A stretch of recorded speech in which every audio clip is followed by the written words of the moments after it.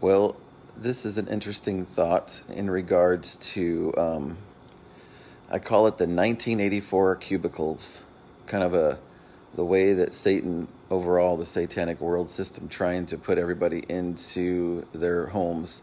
I think they like the little homes. I think they like the stacked up apartments, and they like the buildings and such like this, where everybody's compacted in there. Because it reminds me of when I watched the movie 1984. It was showing like it was like people, it was kind of like martial law type of an atmosphere. And there's people with guns and such. There's like authorities walking around in the streets and such. And then you also have like barely anybody walking around in the streets. And I remember when the Corona thing hit all of a sudden, it was a lot like that in the world. You just drive around and everything's about deliveries. Hardly anybody's just going out to do anything. And I think that was kind of like the beginning of our entrance into the 1984 cubicles, where they basically just, they want the majority of people just to stay home. They want you to work from home, working remote, so you don't have to leave anymore. Everything's about delivery, so it's DoorDash, Postmates, and Grubhub, and Uber Eats, and stuff like this. So the food's always coming to you. It's touchless freight and what have you. There's just a lot of things that you see that seems like it's trying to promote that kind of a lifestyle where we are all just living in our homes for the very most part. And they want some people kind of doing the deliveries, of course, but it's just amazing how they have it set up where it's like not a lot of room for recreation, not a lot of, I mean, to a certain degree, because it's like everything's kind of within their sphere, for the most part. But I think the general rule is trying to put everybody into the cubicle, the 1984 cubicles, where everybody's in their homes. They don't have to leave for their food. They don't have to leave for anything. I saw this new one called Fresh something, an internet ad for some fresh food or whatever that you can get in a box, and it has like a stack of all these foods that you can put in your refrigerator, and you pull it out and you have like this gourmet meal that only cooks in 3 minutes. It's like so convenient and so delicious, made by a chef and everything. And so you don't have to leave your home anymore. And it has all these little hints about don't leave your home anymore. I've seen a billboard that said eating out is overrated. And so it's like they're just constantly bombarding us with all that we see on a normal basis of stay home, save lives type of thing. And, just anything they can do to get you to stay home so it can look more and more like that.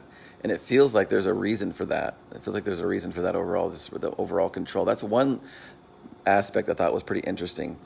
Another thing I thought was really strange is like when it comes to the richest man in the world currently, three different things that he's in charge of, which is the Tesla cars, which kind of goes into the Tesla cars, Tesla homes, and Tesla phones, which is huge because that is a massive amount of what people are going to be living in.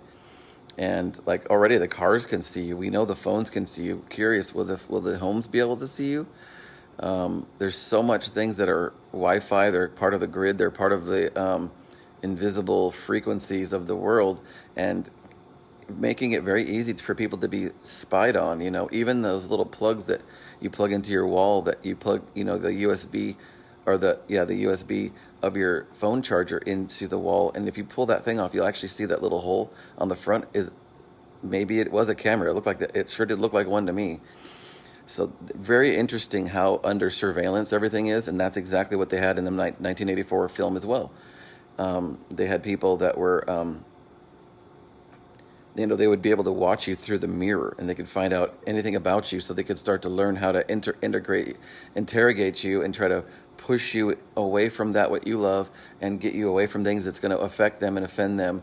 It's amazing how much control they have. But this certain guy owning SpaceX and owning he's in charge of SpaceX, he's in charge of Tesla, homes, phones, and cars, which is huge enough as it is. But then he's got the NeuroLink thing too, which is that thing where you take part of your skull out, and then you put the chip into your brain. And so ultimately you'll be able to communicate with your mind through like Wi-Fi. You won't even need to, it's like verbal-less communication. You'll be able to connect with your thoughts into this NeuroLink thing. Very, very strange.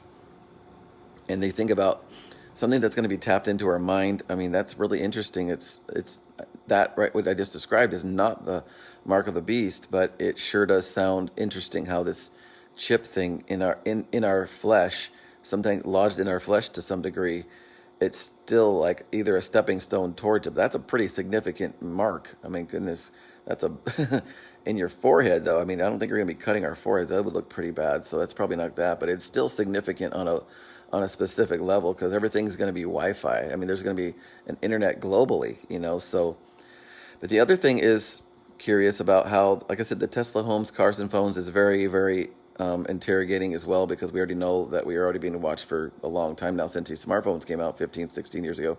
And then you've got the SpaceX. And if he's in charge of SpaceX and he's over there talking about his projects and everything and talking about alien life like it's an actual reality, is pretty scary, actually, thinking about that. Because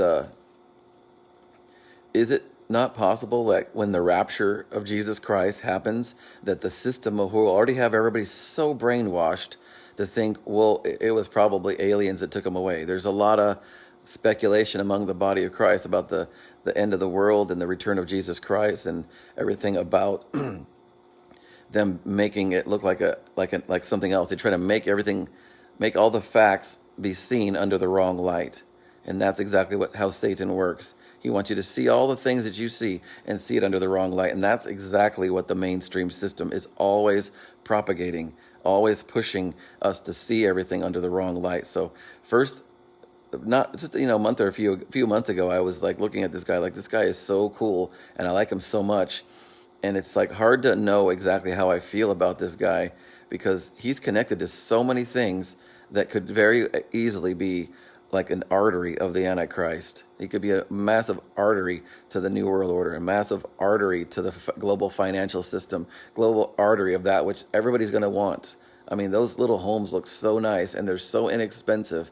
He's even going to make a little car, maybe a $5,000 Tesla car for $5,000, so anybody could have a car. I mean, literally the whole world will be Tesla. It's utterly unbelievable. And it'll all be Wi-Fi. It'll all be like interactive with everything on the global web, the 5G, maybe a 6G. Who knows how far this thing will go? But it's going to go far. And it's like, I recognize him as a major key component.